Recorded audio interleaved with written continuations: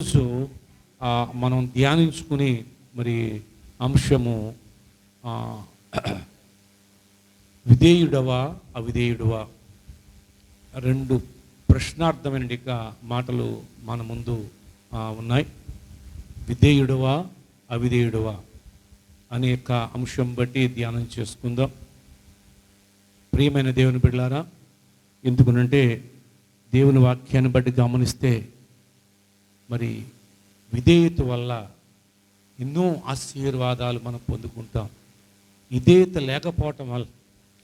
లేకపోతేనే అవిధేయత. అవిధేయత వల్ల ఎన్నో రకాల నష్టాలు, మనం నష్టపోవటమే కాదు, ఇతరులకు కూడా మన ద్వారా నష్టాన్ని కలగజేస్తున్నట్లుగా పరిశుద్ధ గ్రంథంలో నుండి కొన్ని విషయాలను ఈ రోజును మనం ధ్యానం చేద్దాం. మనం ఎంత ప్రార్థన చేసినా, మనం ఎంత భక్తిగా జీవించినా, మనం ఎంత విశ్వాసం కలిగి ఉన్నా, ప్రభు కొరకు మనం ఏమిచ్చినా ఏం చేసినా కానీ విధేయత అనేది లేకపోతే మన భక్తి అంతా కూడా ఎవడ బూడిదలో పోసిన పన్నీర్ అంటారు చూసారా, అలా అయిపోద్ది అన్నమాట. కాబట్టి ప్రతి ఒక్కరము కూడా మనం నేర్చుకోవాల్సింది ఏంటి అంటే విధేయత. కనుక అటువంటి విధేయత వల్ల కలిగే ఆశీర్వాదం, ఆ విధేయత వల్ల వచ్చే నష్టం కూడా ఈ సమయంలో మనం గమనించి మనం ఎలాగున్నాం, దేవుని వాక్యం ధ్యానిస్తున్నప్పుడు, దేవుని వాక్యం మనతో మాట్లాడుతున్నప్పుడు మనమే ప్రశ్నించుకోవాలన్నమాట. వెంటనే మనలో లోపం ఉంటే సరి చేసుకుని సరిదిద్దుకొని వెంటనే క్రియారూపం దాల్చాలన్నమాట. ఎప్పుడైతే క్రియారూపం దాల్స్తామో ప్రభు కృప నీపైన మరింతగా మరి మెండుగా ఉంటుంది. కాబట్టి మన అందరి కొరకు ప్రాణం పెట్టాడు. మనందరము కూడా ఆయనతో పాటు ఆయన రాజ్యంలో కూర్చుండబెట్టాలని, మరి ఆయనతో పాటు ఉండాలి. ఆయనతో పాటు మనం కూర్చోవాలి అంటే ఖచ్చితంగా మనలో విధేయత అనేది ఉండాలి. అవును ప్రభునందు ప్రియులారా, చాలామంది చాలా సందర్భాల్లో ఆ విధేయత అనేది విరగకుండా ఉంటూ ఉంటారు. ఎప్పుడైతే విధేయత అనేది తెలియకపోతే ఆ విధేయతలో ఉన్నామనే విషయాన్ని మర్చిపోవద్దు. విధేయత అనేది కంపల్సరిగా మనము గ్రహించి తెలుసుకునేవారుగా మనం ఉండాలి. అవునండి, అది కుటుంబ పరంగా కానీ ఆ కుటుంబ జీవితంలో కానీ ఎక్కడైనప్పటికీ కూడా విధేయత అనేది లేకపోతే ఆ కుటుంబం చాలా నష్టాన్ని సవిచూస్తుంది అన్నమాట. కష్టాలు తెచ్చిపెట్టుకున్నట్లుగా ఉంటుందండి. కనుక ఈ సమయంలో వాటి విషయాలను మనం గమనించి మనం అందరము కూడా ఎలా ఉండకూడదు, ఎలా ఉండాలి అనే విషయాన్ని మనం అర్థం చేసుకునే కాకుండా తర్వాత మనం ప్రతి ఒక్కరము కూడా నేను విధేయత కలిగినట్టు వారిగా నేను ఉండాలి అని ఆ ప్రకారంగా అనుకుంటే కుదరదు. అలా విధేయత కలిగి ఉండాలి అంటే ఏం చేయాలి? అలాగ మనం చేస్తున్నప్పుడు దేవుని యొక్క ప్రతి ఆశీర్వాదాన్ని మనం పొందుకుంటాం. Praise lord. ఓకే, ఈ సమయంలో పరిశుద్ధ గ్రంథం రోమపత్రిక 5వ అధ్యాయం 19వ వచనాన్ని మనం చదువుకుందాం. ఏలయనగా ఒక మనుష్యుని అవిధేయత వలన అనేకులు పాపులుగా ఎలాగూ చేయబడిరో అలాగే ఒక విధేయత వలన అనేకులు నీతిమంతులుగా చేయబడుదురు. ప్రేమగల తండ్రి, వందనాలయ స్తోత్రాలు. చదవబడిన ఈ లేఖన భాగాన్ని బట్టి ప్రభువా నాతో మాట్లాడు తండ్రి. వినుచున్న వారందరితో కూడా మాట్లాడి మహిమ పొందమని మరొకసారి ప్రభువా నీ పాదాలు పట్టుకుని బ్రతిమలాడుతూ యేసునామములో ప్రార్థిస్తూ ఉన్నాను తండ్రి, ఆమేన్. నందు ప్రియమైన దేవుని బిడ్డలారా, ఒక మనుషుని యొక్క అవిధేయత అనేకులను పాపులుగా చేసిందంట. అనేకులను పాపులుగా ఏవండి చేసినట్లు ఒక అవిధేయత ఎంతోమందికి తమ అవిధేయత వల్ల తను పాపంలో ఉండడమే కాకుండా పాపంలో మరి పాపం తెచ్చుకోవడమే కాకుండా అనేకుల్ని పాపులుగా చేసేసాడంటండి ఒక అవిధేయత. అలాగే ఒకని విధేయత అనేకుల్ని నీతిమంతులుగా తీర్చిందంటండి. అనేకులను ఎప్పుడైతే విధేయత కలిగి ఉంటామో నీతో ఎంతోమందిని నువ్వు సంపాదించుకుంటావు అన్నమాట. ఎంతోమందిని నువ్వు నీతిమంతులుగా నీ ద్వారా వారు నీతిమంతులు అవటానికి అవకాశం ఉంది. ఒక విధేయత చూడండి ఎంతోమందికి మరి బాట చూపించినట్లుగా మేలు కలిగినట్లుగా చూస్తూ ఉన్నాం. ప్రభునందు ప్రియ దేవుని బిడ్డలారా, దేవుడు మనలను రక్షించింది ఎందుకునంటే ఇంకా పాపములో ఉన్నట్లుగా కాదు, ఇంకా అవిధేయతలో ఉన్నట్లుగా కాకుండా ఏమండి విధేయులుగా ఉండి అనేకులకు మన మూలముగా అనేకులకు ఏమండి నీతిమంతులుగా చేయటం, అనేకులను విశ్వాసంలోకి నడిపించినట్లుగా, అనేకులకు బాట చూపించేవారిగా మనం ఉండాలని ప్రభు ఆశపడుతూ ఉన్నాడు. అవును దేని బిడ్డలారా, ఇక్కడ ఒక మాటను నేను జ్ఞాపకం చేస్తాను. ఆదాము ఆ విషయాన్ని చూసినప్పుడు, అవలను చూసినప్పుడు దేవుడు వాళ్ళిద్దరినీ కూడా సృష్టించినప్పుడు ఒకరిని మట్టితో చేశాడు, ఒకరిని ఎముకతో చేశాడు. మెట్టుకు ఇద్దరిని కూడా ఒక కుటుంబంగా కట్టాడు, ఇద్దరిని జతపరిచాడు, చక్కగా వారితో సహవాసం చేస్తున్నాడు. కొంత సమయం మనం ఆలోచన చేస్తేనండి, వారితో దేవుడు ప్రతిరోజు సహవాసం చేస్తున్నాడంటే ఎంతకాలం చేశాడో తెలియదు, మొత్తం చేశాడు కొంతకాలం వారితో. ఆ ఆనందం వేరండి, ఆ సంతోషం వేరండి. ఏవండి వారితో సహవాసం చేస్తుంటుంటే ఆ అనుభూతి వేరండి. ప్రభునందు ప్రియులారా, ఎంతటి ఆనందం అండి. వారి కొరకు ఒక తోట వేశాడు, ఒక గొప్ప తోట, ఏదైనా తోట, అన్ని రకాల పళ్ళతో నింపబడినట్టు తోటను చూస్తూ ఉన్నాం. అవునండి, అన్నిట్లో ఆధిక్యత వారికి ఇచ్చాడు. ఇది కాయి, ఇది వేలుకో అని ఆధిపత్యం, అధికారము మరి ఇక్కడ వారికి ఇచ్చినట్లుగా చూస్తూ ఉంటున్నాం. ప్రియమైన దేవుని బిడ్డలారా, దేవుని యొక్క స్వరూపం, ఆయన పోలికలు వారిలోకి ఇచ్చాడు. ఎంత ధన్యులండి, నిజంగా ఎంత ధన్యత అండి, ఎంత భాగ్యం అండి. కానీ దేవుని యొక్క మాటకు అవిధేయత చూపించడం వల్ల, వద్దన్నది చేయటం వల్ల ప్రియులారా గమనించండి, అతడు ఇక వారు ఎవరి పాపులైపోయారు. తర్వాత అందరికీ కూడా తన తర్వాత నుండి ఇక మానవ జాతికి ఏమండి పాపులుగా ఒక ఏమండి చూడండి, మన యొక్క పూర్వీకులకు ఉన్నటి యొక్క కొన్ని బలహీనతలు ఉంటాయి, వాటికి బిడ్డలకు వస్తాయి అంట. చోర్ అనగా, బీవీ అనగా, టైలర్ అనగా, ఇలా కొన్ని ఉంటాయండి. ఏమంటే డాక్టర్లు అడుగుతారు కదా, అది మరి వారి నుంచి సంక్రమిస్తుంది అని చెప్పేసి. అలాగే మరి ఏదో సంక్రమించలేదు కానీ మెట్టుకు ప్రియ దేని బిడ్డలారా ఏం సంక్రమించింది అంటే పాపం సంక్రమించింది అనమాట. ఏమండి ఆదాము ద్వారా అందరము కూడా ఏమైపోయామంటే పాపులమైపోయాం. ప్రియ దేవుని బిడ్డలారా, ఎందుచేత అంటే అవిధేయత అంతే. అలాగే పరిశుద్ధ గ్రంథంలో మనం గమనించినప్పుడు దేవుని యొక్క వాక్యంలో మనం ఆలోచన చేస్తే సౌలుతో ఏమండి సౌలు గొర్రెలు గాడిదలు కాసుకుంటాం కూడా రాదు అన్నట్లుగా గాడిదలు తప్పిపోయాయి. వాడు ఎదుర్కొనడానికి వెళ్తే దేవుడు ఆయనను రాజుగా దేవుడు అభిషేకం చేశాడు, రాజుగా ఆయన స్థిరపరిచాడు. తర్వాత దేవుడు చెప్పాడు, ఇదిగో నీ వెళ్తుండి మరి వారిని ఆ శత్రువును హతమార్చు, ఏది తేవద్దు అంటే అక్కడ నుండి కొన్ని మందలను తోలుకొచ్చాడు. తర్వాత సమూయేలుతో అంటున్నాడు, ఈ దేవునికి బలర్పించడానికి అంటున్నాడు. కనుక మాట వినటం కదా శ్రేష్టం, బలి అర్పించడం కంటే మాట వినటం శ్రేష్టం. దహన బలు అర్పించడం కంటే ఏమండి ఆయన యొక్క మాటకు విధేయత చూపించడం శ్రేష్టం కదా అని సమూయేలు ఆయనతో మాట్లాడుతున్నప్పుడు ప్రభునందు ప్రియ దేవుని బిడ్డలారా గమనించండి, ఇక్కడ సౌలు అవిధేయత వల్ల ఏమైపోయింది అని చూస్తే ఏమండి సౌలు ఒకే యుద్ధంలో సౌలు చనిపోయాడు, తన కుమారులు 3 చనిపోయారు. మాట్లాడతారే కూర్చోండి, మాట్లాడకూడదని చెప్పాను కదా, అది ఎంతో ప్రభావం చూపిస్తుంది. అది ఇంత చేస్తే సుఖం ఏంటి, విధేయత చూపించకుండా మాట్లాడకూడదు. వాళ్ళకి తెలియదు కదా, చెప్పుకోవాలి. మీరు ఇంత మాట్లాడినా వచ్చేది మాకు ఎక్కడికి. దేవునికి స్తోత్రం కలుగునుగా. హల్లెలూయా. కాబట్టి ప్రియ దేవుని బిడ్డలారా, ఒకే యుద్ధంలో సౌలు తన కుమారులు 3 చనిపోవడమే కాదండి, తన కుటుంబం అంతా సిద్ధత అయిపోయిందండి, తన కుటుంబం అంతా పతనం అయిపోయింది. కానీ దేవుడు ఏం ఆలోచించాడో తెలుసా, దేవుడు ఎలాగ ఆలోచించాడో తెలుసా అండి.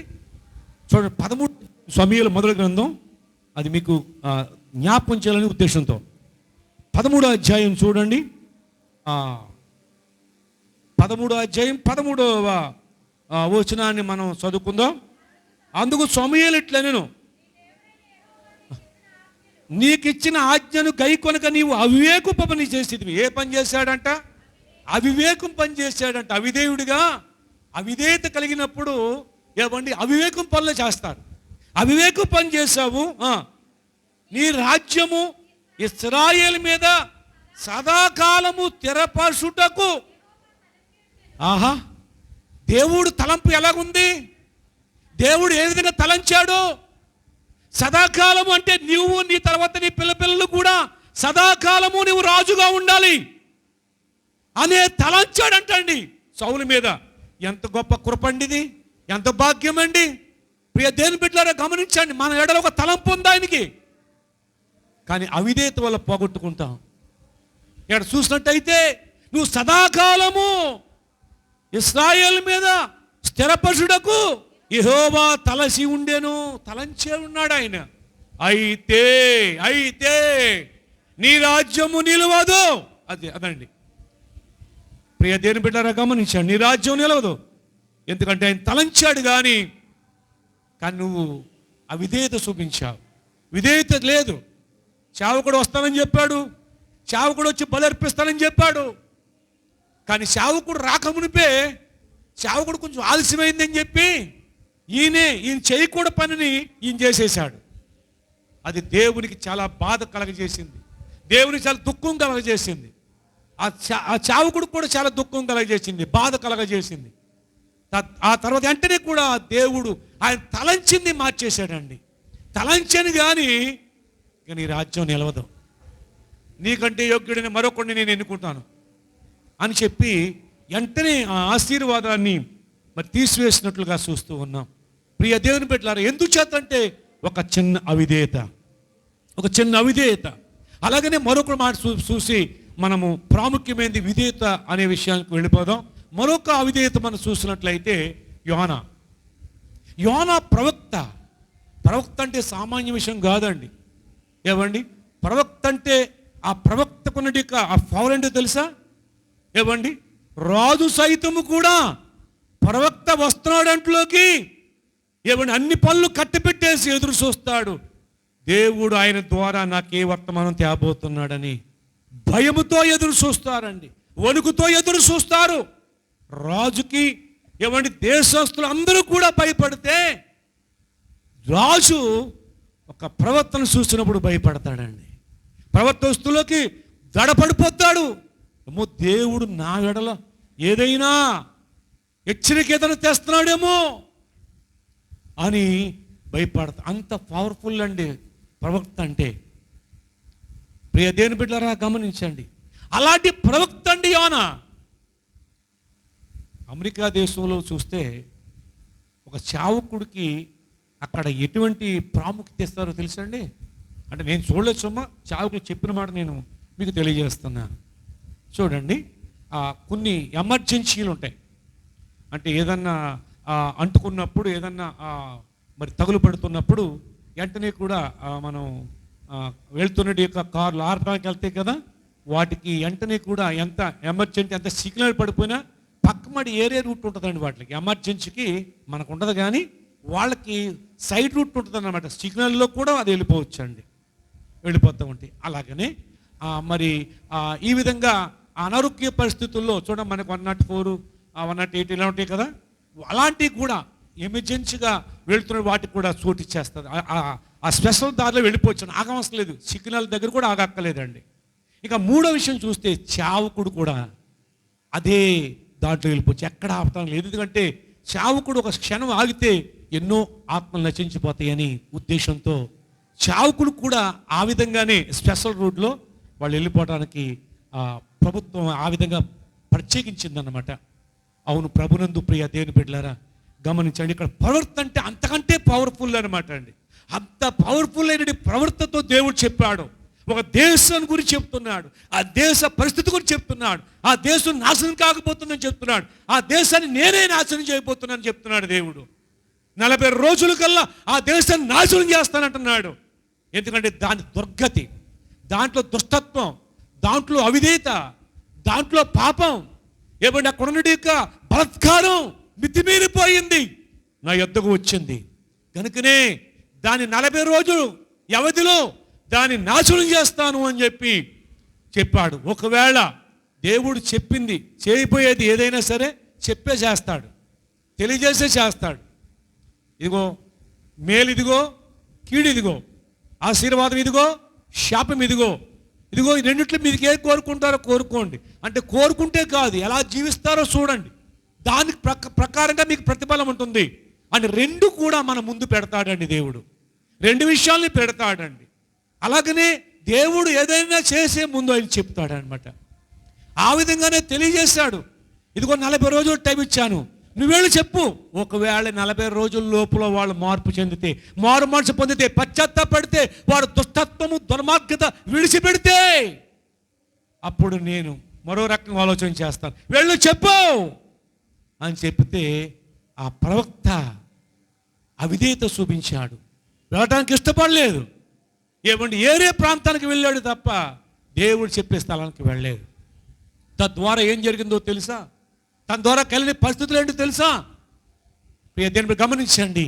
అతడు వెళుతుడికి వాడంతా కూడా, వాడ మీద భయంకరమైన తుఫాను వచ్చింది. వాడలో వ్యాపారం చేసుకున్నట్టు వ్యాపారస్తులు ఎక్కువ ఆ కాలంలో. ఏమంటే ట్రైన్లు లేవు, ఏమంటే లారీలు లేవు, అంటే ట్రాన్స్పోర్ట్ అంతా కూడా ఓన్లీ వాడల మీదే వెళ్ళేది, విమానాలు లేవు. కాబట్టి ఇది అనాది కాలం కానించి పూర్వకాలం నుంచి కూడా వాడల మీద వ్యాపారం జరుగుతూ ఉండేది. కొన్ని సంవత్సరాల పాటు ఆ వాడల మీద వ్యాపారాలు చేసుకుంటూ ఉండేది. ఆ దేశానికి ఏదో పట్టుకెళ్తాం, ఆ దేశం నుంచి ఏ దేశం కావాల్సింది తెచ్చుకుంటాం, ఈ రకంగా చేస్తూ ఉండేవారు. అలాంటి పరిస్థితుల్లో విలువైనడిగా వస్తువులు ఏమంటే వాటినన్నింటినీ కూడా వాడ మీదకి వచ్చిన తుఫాను బట్టి మునిగిపోతామన్న భయంతో ఆ వస్తువులు ఇవన్నీ కూడా సముద్ర పాలు చేసేశారు. అంత సముద్ర పాలు చేసినా సముద్రం పొంగు ఆపట్లేదు. కానీ వాడ ముక్కలైపోతుందని భయపడిపోయి, కనుక ఇది అసలు ఎవరి వల్ల వచ్చిందని ఆలోచన వచ్చింది. చీట్లు వేశారు. చీట్లు వేసినప్పుడు ఆ చీటు యోనా మీదకి వచ్చింది. యోనా ఎక్కడున్నాడు అంటే అడుగు బాగానే పోయి నిద్రపోతున్నాడండి. వీళ్ళకి చాలా కోపం వచ్చింది. వాడ నాయకుడు ఎప్పుడు యోన ఎవరు అంటే యోన ఎవరు చేయొత్తాడంటే ఎవరు చేయొత్తలేదు, లేడు కదా. నిధుతూ మొదలు పెడితే వాడు అడుగు బాగా నిద్రపోతున్నాడండి. ఓయి నిద్రపోతా! వాడు ప్రవక్తక ఎంతటి విలువ ఉంది, ఎంత ఖ్యాతి ఉంది, ఎంత ఘనత ఉందండి. కానీ ఒక అన్యుడు చెప్తున్నాడు, ఒక అన్యుడు అంటున్నాడు నిద్రపోతా అని. మనలో విధేయత లేకుండా అవిధేయత ఉంటేనండి అన్యుడే అంటాడండి నిన్ను. నువ్వు దేవుణ్ణి నమ్ముకున్నావు కదా, అలా మాట్లాడతావు, సిగ్గులేదా? నువ్వు దేవుణ్ణి నమ్ముకున్నా అలా చేస్తావేంటి నువ్వు అంటే, మేము చేసినా పర్లేదు కానీ మీరు దేవుణ్ణి నమ్మారు కదా, మేము దేవుణ్ణి నమ్మమన్నారు కదా, ఏంటి పరిస్థితి అని అన్యుడు నీ మీద వేలు పెట్టి చూపించి హెచ్చరిస్తాడండి. ఇక్కడ ఎప్పుడైతే దేవుడికి అవిధేయత చూపించాడో అన్యుడు గద్దిస్తున్నాడు, ఓయ్ నిద్రపోతా, నీకేమొచ్చింది? ఈ వాడ నాశనం కాకపోతుంటే, మేమందరం భయపడి ప్రాణాలు అరిచేతిలో పెట్టుకుని అంతా కూడా ఆ సముద్రం విసిరేస్తుంటే నువ్వు ఎంత హాయిగా, ఎంత గొరగపట్టి ఇలా నిద్రపోతానికి నీకు నిద్రలాగా వస్తుంది అయ్యా అన్నట్టు గంటలకి. అసలు నువ్వెవరు? నీ వ్యాపారం ఏంటి? నువ్వు ఎక్కడి నుంచి వస్తున్నావు? నీ పరిస్థితి ఏంటి అడుగుతుంటే, ఇదంతా నా వల్ల వచ్చింది. ఈ భూమికి ఆకాశానికి సృష్టికర్త అయిన ఆ దేవాది దేవుని సేవకుండేను. ఆయన మాట వినలేదు నేను, అందుకుని నేను ఇలాగ వచ్చేసాను. అలాగే వెళ్ళమంటే అందువల్ల దేవుడు నా కోసం పంపించాడు. వీళ్ళందరూ గుండాలిపోయింది, తినండి బాబు, మన వల్ల వచ్చినా కానీ మన వల్ల వచ్చాడుగా మనం అనం కదా. కానీ ఇతన్నాడు, వాడికి ఎవరికి తెలియదు, ఏమో నాకేం తెలుసు అంటే ఏముండదు, కానీ నా వల్ల వచ్చింది. ఎందుకు అంటున్నాడు తెలుసా? కోపకిచ్చాడు కదా దేవుడి మీద. అంటే కోపకిచ్చాడు ఎంతగానంటే ఇంకా ఆయన ఎలాగో వదలడం, సత్తే వదిలిపోద్ది. సావనోడు అండి, ఆయన ఏర్పాట్లు ఉన్నవాడు సావనోడు, సత్తగానే సావనోడు. ఏమండి? కాబట్టి ప్రభునందు ప్రియ దేని బిడ్డలారా, అప్పుడు అన్నాడు, మరి ఎలాగా ఏం చేయాలంటే నాకు కాళ్ళు చేతులు కట్టే సౌతులు పాడండి అంతే, పీడ తొలిగిపోద్ది అన్నట్లుగా. మీకు ఈ తుఫాను బయటపడతారో, మీ ప్రాణాలు కాపాడుకోవాలంటే, మీరు బయటపడాలంటే నన్ను కాళ్ళు చేతులు కట్టేసి సౌతులో పాడండి అన్నాడు. బిగిసిపోయి ఒకసారి, ఇది ఎక్కడోడురా బాబు, ఎవరైనా బలి కోరుతున్నాడు దేవుడు, ఎవరైనా ఒకళ్ళని బలి ఇవ్వండి అంటే ఓ రకంగా ఉంటుంది. దీనికి కారణం నేనే, నన్ను పాడాను దాంట్లోకి, నేను చెప్తాను, అప్పుడు మీరు బాగుంటారంటే ఎవర్రా బాబు అని భయపడిపోయారు. మాటకి భయపడిపోయి మళ్ళీ వదిలిపెట్టేసి ఆయన్ని ఇంకా ప్రయత్నాలు చేయటం మొదలుపెట్టారు. ఇంకా ఉన్న సరులు కూడా వీళ్ళు ఇంకా ఉన్న చెట్టుకున్న సరి కూడా దాన్ని కూడా పాడేశారు. అయినా ప్రయోజనం లేకపోయింది, తప్పని పరిస్థితి అయిపోయింది. ఇంకా గమనించండి, అంతవరకు వారు దేవతలనే ప్రార్థన చేశారు, అవి ఏమీ రక్షించలేదు. కానీ ఇతడు మాత్రం తన దేవుడికి మాత్రం ప్రార్థన చేయట్లేదండి. సత్తానికి ఎత్తబడుతున్నాడు కానీ ప్రార్థన చేయట్లేదు. అయితే వెంటనే కూడా తప్పలేదు. అప్పుడు వెంటనే కూడా వాళ్ళు పట్టుకుని కాజులు కట్టేసి సముద్రంలోకి ఇసురు పాడేశారు. ఇసరగానే ఏమైందో తెలియదు, సముద్రంలో పడ్డాననుకుంటున్నాడు ఆయన. అగాధంలో పోయిననుకుంటున్నాడు, నేను అగాధ కోపంలో నుండి నీకు మొర్ర పెడతాను అంటాడు. ఎందుకంటే 3 రోజులు అలాగే ఉన్నాడు సావకుండా. కళ్ళు తెరడానికి కుదరట్లేదు. నోరు తెరిస్తే నోట్లోకి వెళ్ళిపోతుంది. ఇంతకని దేవుడు ఒక తిమ్మింగలాన్ని దేవుడు సిద్ధం చేశాడు, ఒక మత్స్యమును దేవుడు సిద్ధం చేశాడు. ఆ తిమ్మింగలం నోరు తెరిసిందంటాడు, గట్టే కానీ నోట్లోకి పోయాడండి. చేప కడుపులోకి వెళ్ళిపోయాడు. యోనా 3 రాత్రింబగళ్ళు చేప కడుపులో ఎలాగున్నాడో మనుష్య కుమారుడని యేసు ప్రభు కూడా యోనా విషయాన్ని జ్ఞాపకం చేస్తాడు పరిశుద్ధ గ్రంథంలో. అవును పిల్లారా, 3 రోజులు అయిపోయింది కానీ చనిపోవట్లేదో, తట్టుకోలేకపోతాడు బాధ. ఒక విషయం చెప్పనా, చేపని కూర ఉన్నప్పుడు ఏమండి పొట్ట కోసి లోనది ఏం చేస్తారు, ఫ్రై పెట్టుకుంటారు కదా. పెట్టుకున్నారు ఎప్పుడైనా? చాలా బాగుంటుందండి. లోన్ ఫ్రై పెట్టుకోలేదా? ఎవ్వరూ కూడా దగ్గరే కొంచెం అవతల పాడుతాను తీసుకెళ్ళి కదా. ఏమండి మనం ఇంట్లో ఉన్నట్టు చెత్తలో వేసిన వాసన వస్తుందని చెప్పేసి అంటే దాన్ని బయట పాడేస్తాం చూస్తామండి. ఏమండి అంత కుళ్ళు వాసన వచ్చేద్దండి. ఆ లోన కడుపు అంతా కూడా ఆ కుళ్ళు అంతా తీసేస్తామండి. ఇప్పుడు చేప కడుపులో ఏముంటుంది? అదే ఉంటుంది ఆ కుళ్ళు. ఇప్పుడు ఆ చేపలో కడుపు ఉన్నాడు, నోరు ఆనుతుంటే ఏం వెళ్ళిపోతే ఏమండి సొంగ వెళ్ళిపోతుందండి లోనకి. ఏమండి గాలి పీల్చుకుంటే ఏం వెళ్ళిపోతుంది? ఏమండి ముక్కులోకి వెళ్ళిపోతుంది, నోట్లోకి వెళ్ళిపోతుంది, కళ్ళు తెడితే కళ్ళలోకి పోద్ది, ఇంకా పొద్దు చెవులోకి పోద్ది. ఇంకా బాధ చూడండి, మామూలు బాధ కాదు. ఇంక సరిపోతాడని సరిపోవట్లేదు ఆయన. అప్పుడు మళ్ళీ ప్రార్థన చేస్తాడు, నాయనా ఈ అగాధ కోపంలో నుంచి నన్ను రక్షించాయా, నీకు కృతజ్ఞత చెల్లిస్తున్నానే, నీకు మొక్కుబడులు చేస్తున్నానే, నీకు మొక్కుబడులు చెల్లిస్తున్నాయని అక్కడ దేవుడికి ప్రార్థన చేస్తే అది చూశాడు. అది ఎప్పుడు అంటాడు, ఒక్క రోజులో కనుక ఈ పశ్చాత్తాపడితే అన్నీ బయట తీసేస్తాడు ఆయన. చూస్తలేదు ఏమంటే మరలా సరి చేసుకునే వరకు, సరిదిద్దుకునే వరకు వదిలిపెట్టాడండి అని అంటాడేవాడు ఆయన. విడిచిపెడతానన్నా నువ్వు విడిచిపెడతానని నేను విడిచిపెట్టను అంటాడు, నిన్ను ఇడువను ఎడబాయను అంటాడు ఆయన. అవును ప్రభునందు పిల్లారు, ఒక ఆయనంట రక్షించబడ్డాడంట. అంతకుముందు ఆయనకి త్రాగుడు అలవాటు ఉందంట, చాలా భయంకరంగా దాగివాడంట. మానేసేసి ప్రభువు నమ్ముకున్నాడు, బాప్తిని పొందేశాడు. కాబట్టి ప్రభువులకు వస్తున్నాడు. మళ్ళీ ఒక రోజున ఆయన మళ్ళీ తాగాలనిపించిందంట. తాగాలనిపించినప్పుడు ఆయన వెళ్ళి ఆడ త్రాగడానికి కూర్చున్నాడంట. కూర్చుంటే పక్కనే ఎవరో ఉన్నట్టు అలిగిడి కనపడుతుందంట. ఏంటి అని చూసినప్పటికీ ఏమండి తాగాదనుకుంటే పక్కన చూడాలి అలిగిడి కనపడుతుందంట. తాగొద్దు అన్నట్టుగా, తాగొద్దు మాట్లాడుతున్నట్టు కనపడుతుందంట. నాకు మాట ఇచ్చావు, నువ్వు నా రక్తంలో నేను అడిగాను అన్నాడు. తాగుదారని చెప్పేసి తెప్పించుకున్నప్పటికీ అయ్యి బాబు పక్కన ప్రభువు ఉన్నట్టుగా గుర్తించి అది వదిలిపెట్టి వచ్చేసాడంట అండి. దేవునికి స్తోత్రం కలుగును గాక. అవునండి, ఆయన ఇడువాడు ఎడబాయిన దేవుడు ఆయన. కాబట్టి ఇక్కడ చూస్తే ప్రార్థన చేసిన వెంటనే దేవుడు ఆజ్ఞ ఇచ్చాడు. ఏమండి ఎక్కడికి వెళ్ళాలో ఏమండి అక్కడికి ఆ ప్రాంతానికి ఈ చేప తీసుకుపోయింది. 3 రోజుల ప్రయాణం. ఈయన వెనక్కి ప్రయాణం చేశాడు కదా.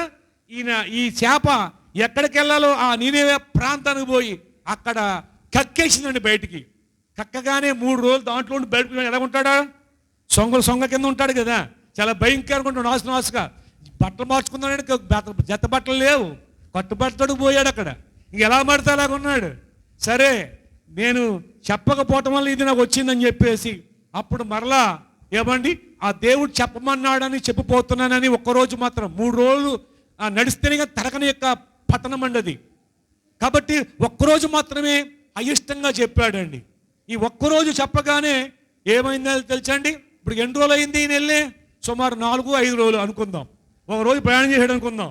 ఏమండి ఆ తర్వాత 3 రోజులు అయిపోయింది.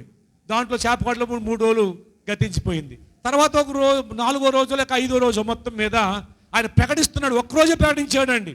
అయితే ఆ ఒక్కరోజు ప్రకటించగానే ఆ దాసి మొదలుకొని రాజు వరకు కూడా ఈ వార్త వెళ్ళిపోయి వాళ్ళందరూ కూడా తమ దుర్మార్గం విడిచిపెట్టి పశ్చాత్తపడి మారు మనసు పొందినట్లుగా గోనిపట్ట కట్టుకున్నారు. దేవుని చదువులో ప్రార్థన చేశారు. మేము దుర్మార్గులమయ్యా, మేము దుష్టులమయ్యా, మేము పాపులమయ్యా పశ్చాత్తపడ్డారు. దేవుడు ఆ పట్టణాన్ని పాడు చేస్తానని చెప్పాడు, నాశనం చేస్తానని చెప్పాడు, చేయకుండా విడిచిపెట్టేశాడు, మనసు మార్చుకున్నాడు. ప్రైజ్ లార్డ్, హల్లెలూయా. గమనించండి, ఇక్కడ మనం గమనించవలసింది ఏంటంటే యోనా యొక్క అవిధేయత చూడండి. ఆయనకి ఎంత బాధ కలగజేసింది. ఆయనకు ఒక్కరితోటి పోయిందా? ఏమండి ఎంత సంపద అంతా కూడా సముద్రం పోలైపోయింది. కానీ దేవుడు అక్కడ ఎవడు కృప చూపించాడు. కానీ లేదు అంటే ఆయన సంపాలనుకుంటే వాడలో ఉన్న వాళ్ళందరూ శత్రులండి. ఎన్ని కుటుంబాలు ఏడుతున్నావు కదా. ఒక్కడు అవిధేయత వల్ల చూడండి, తనకు క్షేమంగా లేడు, తనకు సురక్షితంగా లేడు, తనకు భద్రత లేదు, తనకు శాంతిగా లేడు, తనతో ఉన్న వారికి అందరికీ కూడా నెమ్మది లేకుండా చేశాడు. వాళ్ళు ప్రాణం మీదకి తెచ్చేశాడండి. అవిధేయత అంత పనిచేస్తుందండి. దేవుని బిడ్డలారా, మనందరము కూడా విధేయులమై ఉండాలని పరిశుద్ధ గ్రంథమైన బైబిలు తెలియజేస్తుందండి. చూడండి, కొన్ని సార్లు మనం ఏమనుకుంటామంటే, ప్రభు నమ్ముకున్నాం, ప్రభులో సాగుతున్నాం, కానీ అంటారు కొంతమంది, అయ్యో మరి నాకు ఎన్నో బాధలండి, ప్రభు నమ్ముకున్నాం కానీ బాధలు ఎక్కువైపోయాయండి, ఈ కష్టాలు ఎక్కువైపోయినాయండి, బాధలు ఎక్కువైనాయండి, శ్రమలు ఎక్కువైపోయినాయని అంటూ ఉంటారు. నేను చెప్పనా ప్రియ దేవుని బిడ్డలారా, బాధలు ఎందుకంటే చూడండి, ఒక వాక్యం చదువుదాం. యోబు గ్రంథంలో నుండి 36వ అధ్యాయం 15వ వచనాన్ని త్వరగా తీసి చదివినట్లయితే కొన్ని రిఫరెన్స్లు ఉన్నాయి. మీరు చదివిన తక్కువ రాసుకోండి, మీకు బాగుంటుంది. 36:15 శ్రమ పడువారని ఆయన ఇడిపిస్తాడు, బాధ వలన. అది బాధలు ఏం చేస్తాయి అంటే, మనలో అవిధేయత ఉన్నప్పుడు ఏం చేస్తాడో తెలుసా? కొన్నిసార్లు బాధకు అనుభవిస్తూ ఉంటాడు. ఏమనుభవిస్తాడు? బాధకు అనుభవిస్తాడు. ఎందుకు అంటే, నీలో అవిధేయతను తీసివేసి విధేయత చూపించాలని ఉద్దేశంతో. ఏది చూపించేసండి? అవిధేయత తీసివేసి విధేయుడిగా చేయాలని. బాధ వల్ల విధేయులుగా మార్చబడతారంట అండి. కనుకనే ప్రియ దేవుని మీద కొంచెం బాధలు వచ్చినప్పుడు అండి, బాధపడకండి. ఇది నాకు ఇందులో నాకు ఏ పాఠం నాకు నేర్పించబోతున్నాడో దేవుడు అని ఆలోచన చేసి దాన్ని బట్టి ప్రభువును స్తుతించి ఇంకా మనము విధేయత కలిగిన వారుగా ఇంకా తగ్గించి, విధేయత ఏంటంటే తగ్గింపులోకి తీసుకెళ్ళిపోద్ది. విధేయత ఏంటంటే తగ్గింపు. కాబట్టి తను తగ్గించుకున్నవాడు హెచ్చించబడతాడని బైబిల్ చెప్తుంది. అలా విధేయతలోకి మనము వెళ్ళిపోవాలన్నమాట అండి. అలాంటి విధేయత మనకు పొందాలి అంటే, అవునండి ఇది మనకు అవసరం. చూడండి, ఎబ్రీ పత్రిక 5వ అధ్యాయం 8వ వచనంలో కూడా మరొక మాట అక్కడ రాయబడుతుంది. త్వరగా, ఆయన కుమారుడై ఉండి తాను పొందిన శ్రమల వలన విధేయత నేర్చుకునేను. యేసు ప్రభు అండి, సాక్షాత్తు దేవాది దేవుడు, దైవ కుమారుడుగా ఈ లోకానికి వచ్చాడు. ప్రభుని యేసుక్రీస్తు గురించి రాయబడిన మాట ఏంటో తెలుసా? శ్రమల వలన విధేయత నేర్చుకున్నాడంట. ఆయనకే విధేయత నేర్చుకున్నాడు అంటే, విధేయత అవసరమైంది అంటే మనకెంత అవసరం, మనం ఎంత నేర్చుకోవాలి? మనం అందరం నేర్చేసుకున్నాం అనుకుంటాం, మనకు అందరూ తెలిసిపోయింది అనుకుంటాం. కానీ లేదు ప్రియులారా, ప్రభువే నేర్చుకుంటున్నాడంట. శ్రమల ద్వారాగా విధేయత నేర్చుకుంటున్నాడంట. ఆయన నేర్చుకుంటున్నాడు అంటే మనం ఇంకెంత నేర్చుకోవాలో ఆలోచన చేయండి ప్రియులారా. కాబట్టి అలాంటి విధేయులుగా మనము కూడా ఉండాలి. విధేయత దినదినము కూడా నేర్చుకుంటూ ఉండాలి. అవునండి, ఎక్కడ ఏ సందర్భంలో కూడా అనేక సార్లు మనకు తెలియకుండానే అవిధేయత వచ్చేస్తుంది మనలోకి. అది మనం గమనించి ప్రతి దినదినం అందుకనే బైబిల్ చదవాలి, ఈ బైబిల్ ధ్యానిస్తూ ఉండాలి. ఈ బైబిల్ నీకు విధేయత నేర్పిస్తూ ఉంటుంది. బాధలు నీకు విధేయత నేర్పిస్తూ ఉంటాయి, శ్రమలు నీకు విధేయత నేర్పిస్తూ ఉంటాయి. చాలాసార్లు ఈ శ్రమలు నాకు ఎక్కువైపోయినండి, ఈ శ్రమలు ఏంటండి అంటూ ఉంటారు. నాకెందుకు రావాలి శ్రమలు అంటే, నీకే విధేయత నేర్పుతూ అవసరమేమో, నీకు విధేయత అవసరమేమో, అందుకనే బాధలు. నీకు ఇదే అవసరమేమో, అందుకనే శ్రమలు అనే విషయాన్ని మనము గమనించాలి. దేవునికి స్తోత్రం, హల్లెలూయా. కాబట్టి పిల్లరా, విధేయత లేకపోతే ఏమవుద్దో తెలుసా? విధేయత లేకపోతే ఎంతటి ఉగ్రత మన మీద వస్తుందో తెలుసా అండి? చూడండి, యోహాను సువార్త తీసుకుందాం, 3వ అధ్యాయం 36వ వచనం. 3:36 అండి, 3వ అధ్యాయం 36వ వచనం. త్వరగా, కుమారుని యందు విశ్వాసముంచువాడే నిత్య జీవము గలవాడు, కుమారునికి విధేయత కానివాడు అంటే విధేయత చూపనివాడు, విధేయత లేనివాడు, విధేయత లేని వాని మీదకి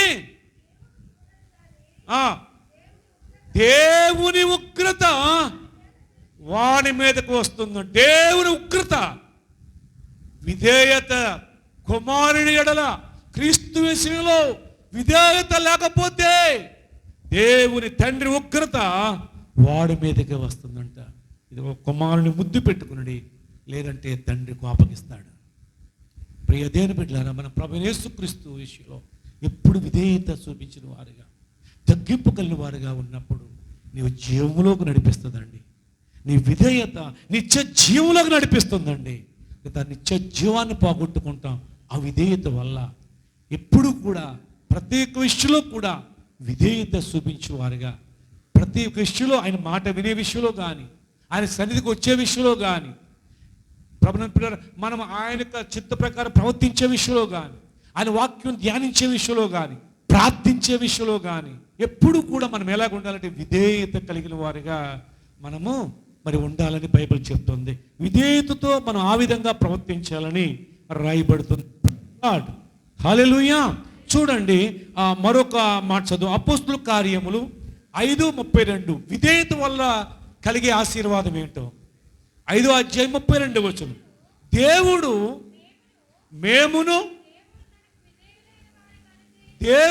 తనకు విధేయులైన వారికి అనుగ్రహించిన పరిశుద్ధాత్మ. సరిపోద్దమ్మా. ఇక్కడ ఏంటంటే విధేయతలైన వారికి ఏమి అనుగ్రహిస్తాడు అంటే పరిశుద్ధాత్మ అనే అభిషేకాన్ని ఇస్తాడండి. విధేయత వల్ల ప్రియదేని పిల్లారా ఆయన అభిషేకం, ఆయన ఆత్మ నింపుదల నీకు ఇస్తాడు దేవుడు. పిల్లల విధేయులైనటువంటి వారికి ఆయన పరిశుద్ధాత్మ, విధేయత వల్ల ఆయన ఆత్మాభిషేకం పొందిన వారి గురించి చెప్తున్నాడు. మేమును తమకు ఇదైన వారు ఏమని పొందిన పరిశుద్ధాత్మయు అంటాడు. ప్రియ దేవుని విధేయత వల్ల ఏమవుతుంది అంటే పరిశుద్ధాత్మను మనము కలిగి ఉన్నాం. Praise Lord. హల్లెలూయా. కాబట్టి అలాగనే మన ఇంటిలో, మన గృహంలో, మన వ్యక్తిగతంగా కూడా చూసినప్పుడు ప్రియ దేవుని పిల్లలు తల్లిదండ్రులకు విధేయులై ఉండాలి. ఏమండి, పిల్లలు ఏమై ఉండాలి? తల్లిదండ్రులు విధేయులై ఉండాలి. గురువులకు విధేయులై ఉండాలి. బాధకులకు విధేయులై ఉండాలి.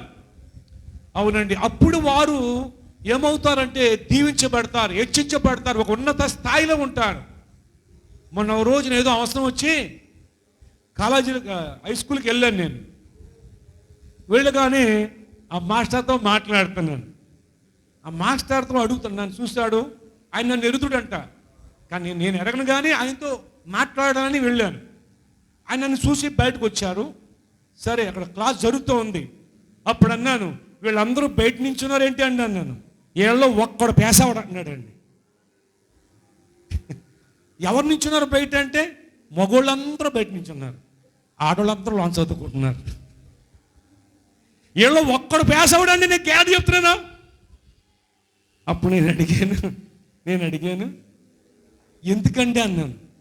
ఎందుకంటే ఏమన్నాడంటే మేము బోటు మీద పాఠాలు రాస్తామని చెప్పడానికి వీళ్ళు ఏం చేస్తారు? వీళ్ళు మమ్మల్ని ఏం చేస్తారంట? కామెంట్ చేస్తూ ఉంటారంట. మమ్మల్ని కామెంట్ చేస్తూ ఉంటారంట. లాగనివ్వండి. కానీ ఆ మాట నాకు చాలా బాధ కలిగింది. ఏమంటే ఉపాధ్యాయులు, గురువులు కదా, వాళ్ళు నిజంగా ఆ బిడ్డలకు మరి చెప్తారంటే ఈ లోకంలో గురువులు అనేవాళ్ళు చాలా ఉన్నతమైన యొక్క స్థితి అది. వాళ్ళ దగ్గర అవిధేయతగా ఉంటే వాళ్ళు ఆ మాట అన్నారంటే నిజంగా ఏమండి వాళ్ళకి ఏం ఆశీర్వాదం ఉంటుంది? కాబట్టి నేను నించోబెట్టాను అంటే బయట, నేను ఎండలో నించోబెట్టండి అన్న. ఎండలో నించోబెట్టండి, కనీసం వాళ్ళు చూసన్న రాయటం వచ్చాయని అడిగాను. ఏమండి ఒక్క లెక్కెత్తని రాయమనండి అండి, ఎవరన్నా ఒక లెక్కెత్తని రాయమని అని అడుగుతున్నాను. తర్వాత అడిగాను, ఇలాగంటున్నారు ఏంటని అడుగుతుంటే ఎవరు వచ్చినా అలాగే అంటారంట ఆ మాస్టర్. లేదండి మేము బాగా చదువుతాం, ఆవిడల కంటే చాలా బెటర్ అంట అని అంటున్నారండి వాళ్ళు. ఎవరి మాట నమ్మాలి? వాళ్ళకి ఏమైనా కక్ష ఏంటి? పిల్లలు గమనించండి. దాన్ని బట్టి గమనిస్తే అంటే అవిధేయతది. ఆ అవిధేయత వల్ల ఇప్పుడు తెలియదు, కానీ రాబోయే దినాల్లో వాళ్ళు రోడ్లంతా తిరుగుతారండి. అవిధేయత వల్ల దేనికి పనికిరారు, ఏ పని చేయడానికి కుదరదండి. చదువుకోవడంలో వచ్చిన సమయంలో చదువుకోలేక, ఏమండి చదువు చెప్పినట్టు వారికి కామెంట్ చేస్తుంటుంటే ఎలా వీళ్ళు పైకి వస్తారు, ఎలా బాగుపడతారు అంటే ఏ విధంగా బాగుపడటానికి ఛాన్స్ లేదండి. కాబట్టి విధేయత చూపించాలని చెప్పి దేవుని వాక్యం చెప్తుంది. విధేయత వల్ల పిల్లలు ఎలా ఉండాలంట చూడండి. ఎఫెసీయుల పత్రిక 6వ అధ్యాయము 1వ వచనం చదువుదామండి. ఎఫెసీయులకు రాసిన పత్రిక, పిల్లలారా ప్రభునందు మీ తల్లిదండ్రులకు విధేయులై ఉండండి, ఇది ధర్మమే. ఇది ధర్మమే ప్రియ దేవుని బిడ్డలారా, ఇది ఏంటంటే ధర్మమే. నీకు మేలు కలుగునట్లు నీ తండ్రిని నీ తల్లి సన్మానించాలి, అప్పుడు నీవు భూమి మీద దీర్ఘాయుష్మంతుడవు. ఇది వాగ్దానాలతో కూడిన ఆజ్ఞలలో మొదటి ఆజ్ఞ. మొదటి ఆజ్ఞ అంటే ఇది. పిల్లలు గురువులు అనబడుతున్నటువంటి వారికి, పెద్దలు అనబడుతున్నటువంటి వారికి, తల్లిదండ్రులు అనబడుతున్నటువంటి వారికి వారు ఏమి అవ్వాలంటే విధేయత చూపించాలి, వారికి లోబడాలి, వారిని గౌరవించాలి, వారిని సన్మానించాలి. అంచె దినాలలో ఏమండి అవిధేయులుగా ఉంటారని బైబిల్ గ్రంథంలో తిమోతికి రాస్తూ పౌలు చెప్తాడు. దానివల్ల వారికి ఎంతో నష్టం. కాబట్టి మన బిడ్డలను పిల్లరా వాక్యంలో పెంచండి, వాక్యానుసారంగా పెంచండి. అవునండి, చిన్న వయసు నుండి మన ఇంటికి ఎవరు వచ్చినప్పటికీ కూడా అవును ప్రైజ్ లార్డ్ చెప్పాలి, వందనాలు చెప్పాలి. ఈ ఈ ఈ ఏమండి వడవడిలో బిడ్డలను పెంచినప్పుడు వారి కొరకు ఏది కూర్చకపోయినా కానీ వారికి ఏది లోటు లేకుండా దేవుడు వారిని బహుగా దీవిస్తాడు. నిన్ను బట్టి, నీవు పెంచుతున్న విధానాన్ని బట్టి. అలా తల్లులు పెంచారని పరిశుద్ధ గ్రంథంలో. కాబట్టి వారు బహుగా దేశానికి, దేవునికి కూడా ఉపయోగపడినట్లుగా బైబిల్ గ్రంథం చెప్తోంది. కాబట్టి ప్రియ దేవుని బిడ్డలారా, దేవుని వాక్యాన్ని, దేవుని లేఖనాన్ని బట్టి గమనించినట్లయితే ఎలా ఉండాలి అంటే ఏమండి తల్లిదండ్రులకు విధేయులై ఉండాలి, తల్లిదండ్రులకు లోబడి ఉండాలి. అంతేకాదు చూడు, పాత నిబంధన గ్రంథంలో ఒక అబ్బాయి అంట ఆ తల్లిదండ్రుల మాట వింటలేదంటే, అప్పుడు వినకపోతే బిడ్డ నీ మాట వినకపోతే నువ్వేం చేయాలో ఇలా చెయ్యి అన్నాడు దేవుడు. పాత నిబంధనలు చూద్దాం. ఎప్పుడైతే ఒక భయం వేస్తుంది ఆ మాట చదివితే. చదువుదామండి పరిశుద్ధ గ్రంథంలో నుండి ఒక చక్కని మాట చదువుదాం. 21వ అధ్యాయం ద్వితీయోపదేశ కాండం 18వ వచనం. ద్వితీయోపదేశ కాండము 21వ అధ్యాయము 18వ వచనం చదువుదామండి. 21:18. కానీ కుమారుడు ఉండివాడై తిరగబడి తండ్రి మాట గాని తల్లి మాట గాని వినకపోతే, వారు వింటలేదని మరి గద్దించో లేదా కొట్టో శిక్షించారు, శిక్షించినా కానీ వినలేదు. ఏం కాకపోతే విధేయుడు కాకపోతే, విధేయత చూపించకపోతే, విధేయత లేకపోతే అతని తల్లిదండ్రులు అతను పట్టుకుని ఊరి గౌరి దగ్గర పెద్దలు కూర్చుంటారు. ఊరి గౌరి దగ్గరికి పెద్దల దగ్గర తీసుకొచ్చి సాక్ష్యం చెప్పాలి. ఏమని చెప్పాలంటే నా కుమారుడే, కానీ వీడు మొండోడైపోయాడు. బండోడు అంటారు కదా, మొండోడో బండోడో, మొత్తం మీద మొండోడైపోయాడు, నా మీద తిరగబడుతున్నాడు, మా మాట వింటలేదు, లెక్క చేయట్లేదు, తిండిపోతైపోయాడు, త్రాగుపోతైపోయాడు. ఊరి పెద్దలతో ఏదైతే కలిగి ఉన్నదో చెప్పాలంట. అప్పుడు పెద్దలు ఏ తీర్పు తీర్చో చూడండి, ఏ తీర్పు తీర్చాలో చెప్తున్నాడు దేవుడు. ఊరి పెద్దలు అందరూ రాళ్ళిచ్చుకుని కొట్టి చచ్చి వరకు కొట్టేయాలి, వాడు ఉండకూడదు భూమి మీద, ఈ ప్రజల మధ్య ఉండకూడదు, వాడు చంపాడు అన్నాడండి. దేవుడు చెప్పిన తీర్పు అండి. అలాగ జరిగితే ఎక్కడ దేశంలో ఎక్కడ ఎవడో కూడా తిరగబట్టం, లోబడతాడు, విధేయత చూపిస్తాడు. అవిధేయుడు కారు. అవిధేయత వల్ల ఏమవుతుంది? ఒకడు అవిధేయత వల్ల ఒక నక్సలైట్ అవ్వాడు అనుకోండి, ఒకడు అవిధేయత వల్ల ఒక ఉగ్రవాది అవ్వాడు అనుకోండి, ఏం జరుగుతుందో తెలుసా? నక్సలైట్ అవటం వల్ల ఎంతో మందిని కాల్చి చంపడానికి అవకాశం ఉంది. ఉగ్రవాది అవటం వల్ల వారే మానబాంబులు పెట్టుకుని మన ప్రధాని అయినటి రాజీవ్ గాంధీని కూడా చంపేశారు కదా. ఏమండి, ప్రధానమంత్రులను కూడా టార్గెట్ చేసి చంపేశారు. ఇక మామూలుగా ప్రజలను ఏమండి ఎక్కడెక్కడ జనసంచారం ఉందో అక్కడికి వెళ్ళి వాళ్ళు చచ్చిపోయి అనేకులు చంపడమే వాళ్ళ ధ్యేయం. ఎందుకంటే అవిధేయులు వాళ్ళు. అవిధేయత వల్ల తమ నాశనం అయిపోతారు, తమ నాశనాన్ని కోరుకుంటారు. ఎంతో మంది నాశనం చేస్తారు. అది వారి కుటుంబమునకు, దేశమునకు కూడా చాలా బాధ, దుఃఖం, నష్టం కలుగుతుందండి అవిధేయత వల్ల. కాబట్టి ఎప్పటికీ ప్రియ దేని బిడ్డలారా, మన బిడ్డలు మనం విధేయత కలిగిన వారిగా ఉండాలని పరిశుద్ధ గ్రంథం చెప్తోంది. అలాగనే దేవుని వాక్యం చూస్తే కొలస్సీయులకు రాసిన పత్రిక, కొలస్సీయులకు రాసిన పత్రిక 3వ అధ్యాయం 18వ వచనం, 3వ అధ్యాయం 18వ వచనం. ఇంకా 2 మాటలు చెప్పి నేను ముగింపులోకి వచ్చేస్తాను. ఓకే. భార్యలోనా మీ భర్తలకు విధేయులై ఉండండి. అంటే భార్యకు శిరస్సు భర్త, భర్తకు శిరస్సు క్రీస్తు. బైబిల్ చెప్తుందండి. పిల్లలు తల్లిదండ్రులకు విధేయత చూపించాలి, భార్య భర్తకు విధేయత చూపించాలి, భర్త దేవునికి విధేయత చూపించాలి.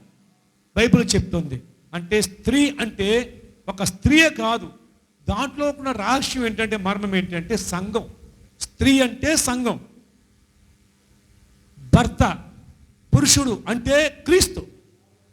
సంఘం అనబడుతున్న స్త్రీ క్రీస్తుకి ఎప్పుడు కూడా అన్ని విషయాల్లో కూడా, కొన్ని విషయాల్లో లోబడి కొన్ని విషయాల్లో లోబడి కాదు, అన్ని విషయాల్లో లోబడాలంట అండి. అవునండి, విధేయత కలిగిన వారుగా ఉండాలంట, విధేయత చూపిస్తూ ఉండాలి. ఎలాంటి పరిస్థితులు వచ్చినా, ఎలాంటి ప్రతికూల పరిస్థితులు ఉన్నప్పటికీ కూడా విధేయత విధేయత విధేయత విధేయతలోనే సాగిపోతూ ఉండాలండి. ఆ విధేయతే ఉన్నతమైన స్థానమును తీసుకొస్తుంది. ఆ విధేయతే నిన్ను అనేక విధాలుగా అనేకల మధ్య నిన్ను హెచ్చిస్తుందండి. విధేయతే నిన్ను ఏలువాడుగా చేస్తుందండి.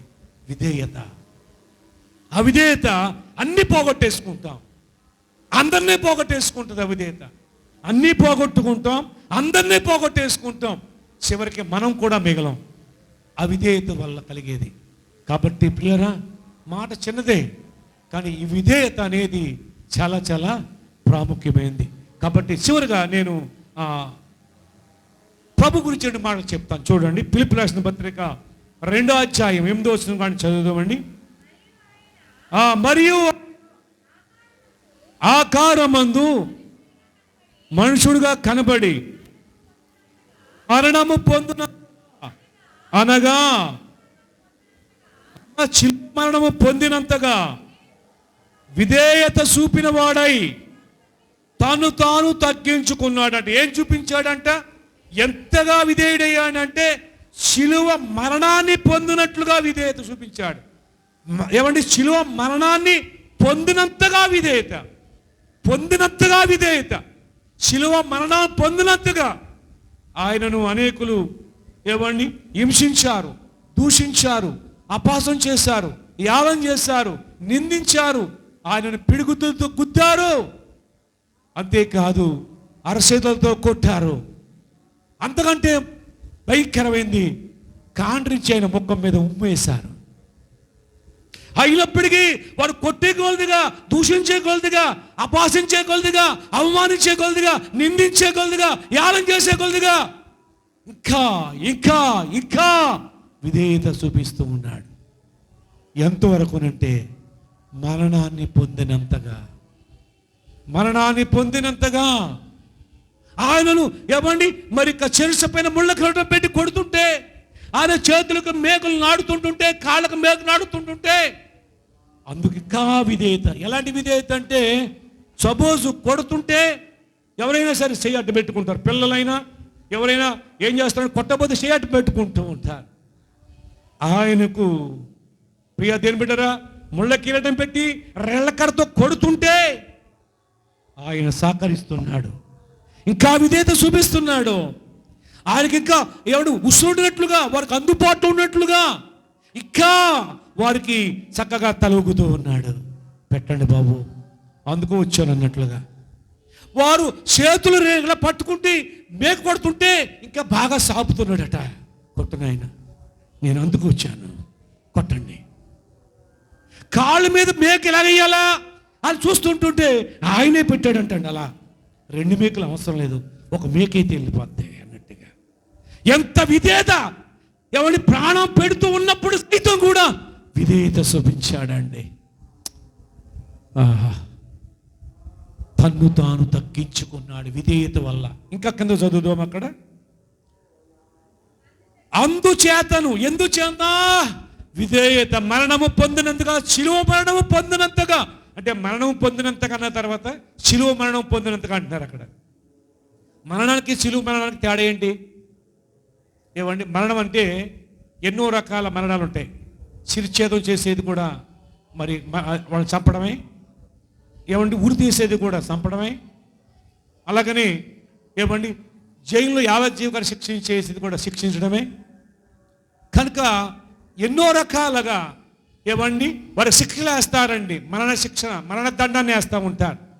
కానీ అన్నిటికంటే కూడా భయంకరమైన శిక్ష శిలువండి. ఇంకా శిలువు కంటే భయంకరమైన శిక్ష ఏది లేదుగా.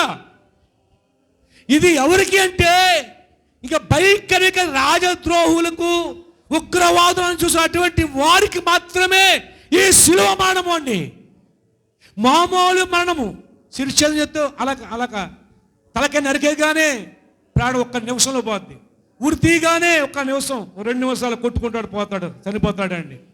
కానీ అవి తేలిగ్గా చచ్చిపోతారండి.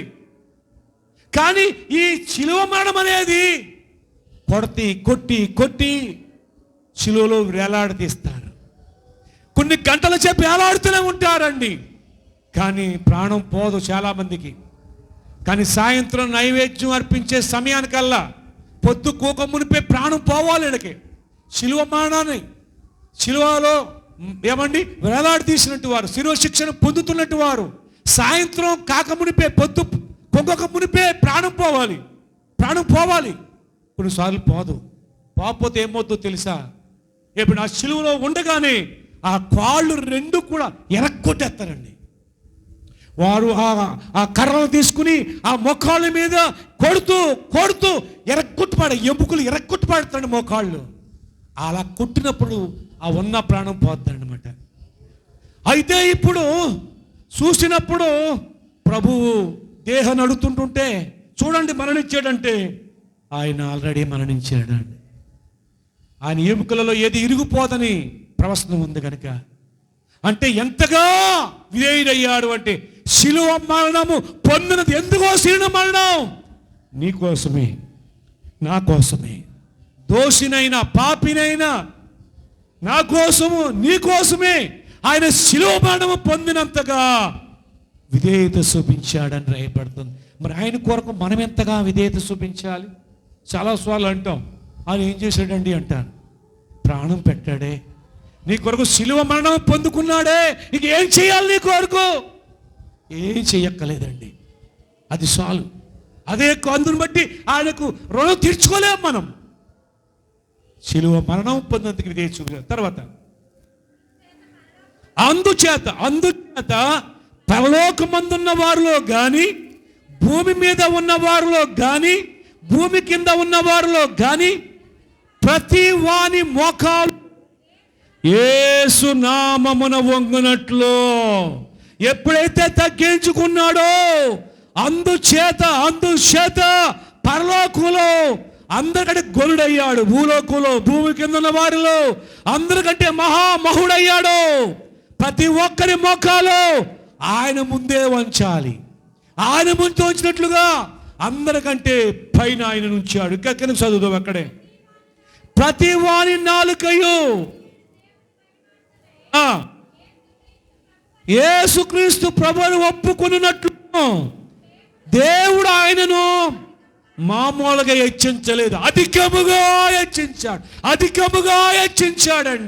అధికముగా హెచ్చించాడు. ప్రియమైన దేవుని బిడ్డలారా గమనించండి. దేవుని వాక్యం చెప్తుందండి. ఏమండి, మనం ఎప్పుడైతే మనము విధేయత కలిగి ఉంటామో, దేవుని మనసుని వస్త్రాన్ని ధరించుకుంటామో, తగిన సమయం వచ్చినప్పుడు దేవుడు నిన్ను హెచ్చిస్తువాడు. ఆయన తగిన సమయంలో ఆయన హెచ్చించు దేవుడు. విధేయత కలిగిన ఎస్తేరుని తగిన సమయంలో హెచ్చించాడు. విధేయత కలిగిన రూతును తగిన సమయంలో హెచ్చించాడు. చరిత్రలో ములిసిపోయినట్లుగా ఎవడు విధేయుడైన ఎవడు యోసేపుని, షడ్రాక్ మేషక్ అబేద్నెగోలు, దానియేలుని వాళ్ళు విధేయత చూపించారు. తగిన సమయం హెచ్చించాడండి. శిష్యులు విధేయత చూపించారు. ప్రపంచంలోనే వారు ప్రత్యేకమైన భూలోకం తలకిందులు చేర్చువారని వారిని దేవుడు హెచ్చించినట్లుగా చూస్తున్నాం. ఈ రకంగా చూస్తే ప్రియ దేవుని బిడ్డలారా, ఇక్కడ దేవుడు ఆయనను అధికముగా హెచ్చించాడు. ఎలాగంటే ప్రతి నామమునకు పై నామము ఆయనకు అనుగ్రహించబడింది. ఏమండి, ఆయన నామం కంటే పైనామం, ఆయనకంటే పైన ఎవ్వరూ లేరండి, ఎవ్వరూ లేరు. ఆయనకంటే పైవాడు లేడు, ఆయన నామము కంటే పైనామము కూడా ఎక్కడ లేదు. అందుకునే శిష్యులు చెప్తున్న మాట అపోస్తలుల కార్యములు 4:12 ఒక మాట రాయబడుతుందండి. చూడండి, అపోస్తలుల కార్యములు 4:12 చదువుకుందాం. ఎవరి వలన రక్షణ కలుగదు గాని ఈ నామము వలనే మనము రక్షణ పొందవలెను గాని ఆకాశము కింద ఇవ్వబడిన మరి ఏ నామములో రక్షణ లేదు. యేసు నామమే అన్ని నామముల కంటే పై నామము. ఈ నామములోనే మనకు రక్షణ కలుగుతుందండి. ఈ నామములోనే రక్షణ ఉందండి. ఈ నామము ద్వారాగానే మనకు ప్రభునందు పిల్లరా మనకు ఏమండి, ప్రభు ఒక మాట అంటాడు చూడండి. యోహాను సువార్త 14:13 అనుకుంటా ఒక మాట జ్ఞాపకం వస్తుంది. 14:13 మీరు నా నామమున దేనిని అడుగుతురో తండ్రి కుమారుని యందు మహిమపరచుటకై దానిని చేతును. ప్రభునందు ప్రియ దేవుని బిడ్డలారా, ఈ విధంగా నా నామమున మీరు నన్ను ఏమి అడిగినా కానీ తండ్రి తన కుమారుని మహిమపరచట్లు నేను చేస్తాను అంటున్నాడు అక్కడ తండ్రి. ప్రియ దేవుడు, ఆయన నామము అన్ని నామల పైనామము ఇచ్చాడండి. అవునండి, పేతురు యోహాను శృంగారమైన దేవాలయంలోకి వెళుతుంటే పుట్టుకతోటే గుట్టోడు అడుక్కుంటున్నాడు, అయ్యా అయ్యలారా ఏదైనా దానం చేయండి అని. ఎండి బంగారాలు లేవు కానీ మాకు కలిగింది ఇస్తున్నాం, అదేంటో తెలుసా, ఇదిగో యేసు నామం, లేచి నడు అని. వాడు కుడిసేయి పట్టుకోగానే దిక్కులు లేచి నడిచి నిలిచి గొంతులు వేసుకుంటూ దేవుని స్తుతించుకుంటూ వీళ్ళకంటే ముందు శృంగారం అనే దేవాలయంలోకి వెళ్ళి దేవుణ్ణి ఆరాధిస్తూ ఉన్నాడండి. Praise the lord, hallelujah. కాబట్టి ప్రియ దేవుని బిడ్డలారా, విధేయత వల్ల అధికముగా హెచ్చించబడినట్టుగా చూస్తున్నాం. ప్రభు నీ విధేయత వల్ల ఎంతోమంది నీతిమంతులుగా చేశాడు ఆయన. అలాగే నీ విధేయత వల్ల నీ కుటుంబాన్ని రక్షించుకుంటా, నీ వారిని రక్షించుకుంటా. రహాబు తమ విధేయత వల్ల తన తండ్రిని, తన తల్లిని, తన అన్నదమ్ములను, అక్క చెల్లెలను, తన ఇంటి వారిని అందరినీ కూడా రక్షించుకుంది. నిజానికి శాపగ్రస్తురాలు, శాపతో నిండిన దేశానికి సంబంధించిన ఆమె. కానీ తన విధేయత వల్ల ప్రభునందు పిల్లలు తన వారిని అందరూ రక్షించుకుందండి. అవును, మన విధేయత వల్ల మనం ఏం చేయాలో తెలుసు, ఆయన నామాన్ని మనం ధరించుకోవాలి. ఆయన నామం మనం ధరించుకున్నాం, ఆయన నామం నువ్వు కలిగి ఉన్నావు అంటే ఆయన నామం కలిగినట్టు మనకు తాళం చేయబడింది. ఆ రోజున పేతురుకు తాళం చేయించాడు అంటే అధికారం అన్నమాట. నువ్వు దేన్ని ఇప్పుతావో భూలోకంలో ఇప్పబడుతుంది, ఏది బంధిస్తాదో బంధించబడుతుందనే ఆధిపత్యం, అధికారాన్ని దేవుడు ఆయన బిడ్డలైనట్టు మనకిచ్చాడు. ఆయన రక్తంలో విమోచించి ఆయన రక్తంలో కడిగినట్టు మనకు అనుగ్రహించాడు. ప్రభునందు ప్రియ దేవుని బిడ్డలారా, కాబట్టి మనము అవిధేయత వల్ల ఎంత నష్టం ఉందో చూసాం కదా. కాబట్టి ప్రియ దేవుని బిడ్డలారా, బైబిల్ గ్రంథంలో ఇరువురు ఉన్నారు. అవిధేయత వల్ల ఇంకా ఎంతోమంది ఎంత నష్టపోయారో ఉన్నారు. విధేయత వల్ల ఎంత ఆశీర్వదించబడ్డారో, ఎంతగా దీవించబడ్డారో, ఎంతగా హెచ్చించబడ్డారో, ఎంతగా కనపరచబడ్డారో, ఎంతగా ప్రభువు మెచ్చుకున్నాడో రాయబడింది. కనుక ఈ యొక్క మధ్యకాల సమయంలో మనందరం కూడా విధేయత కలిగి ఉందాం. ఏ విషయంలో అవిధేయత కలిగి ఉన్నావా? ఏ విషయంలోనైనా అవిధేయుడిగా ఉన్నావా? ఇప్పుడే ఆ విషయాన్ని సరి చేసుకుని ప్రభు సన్నిధిలో విన్నవించుకుని మనం పశ్చాత్తాపడదాం. ప్రభువా, అలా విధేయత కలిగినట్లుగా, అయ్యా నాకు అవసరమైతే శ్రమ అనిపించు, బాధ అయినా పర్లేదయ్యా, బాధలు విధేయత నేర్పిస్తాయని, శ్రమలు విధేయత నేర్పిస్తాయని మేము ధ్యానం చేసుకున్నాం. చాలాసార్లు శ్రమ వచ్చిందని, బాధ వచ్చిందని ప్రభు నీ మీద అలిగాం.